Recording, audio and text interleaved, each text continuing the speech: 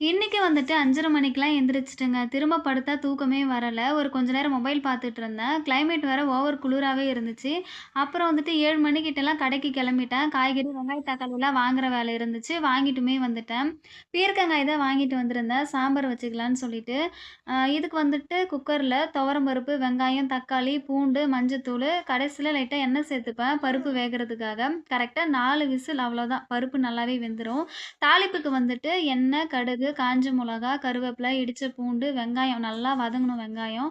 அதுக்கப்புறம் காய் சேர்த்துட்டு மஞ்சத்தூளு, உப்பு போட்டு நல்லா வதக்கிக்கணும். காய் வெந்ததுக்கு அப்புறமா குழம்பு மிளகாய் தூள் போட்டு மிக்ஸ் பண்ணிட்டு, கடைஞ்சு வச்ச பருப்பு அதையும் சேர்த்து மிக்ஸ் பண்ணி விட்டுக்கணும். தேவையான அளவு தண்ணி ஊத்திட்டு, உப்புமே போட்டுட்டு, கடைசியில புளி தண்ணி ஊத்திட்டா அவ்வளோதாங்க ரெடி ஆயிடுச்சு. நான் எப்போதும் இந்த மாதிரி தான் பீர்க்கங்காய் சாம்பார் செய்வேன். டேஸ்ட் நல்லாவே இருக்கும். வீட்டுக்கார் வந்துட்டு பார்க்குக்கு கூட்டு போறேன்னு சொன்னாரு. நானும் தம்பி, பாப்பா 3 பேரும் ரெடி ஆயிட்டு, சாப்ட்டு அப்படியே கெளம்பிட்டோங்க.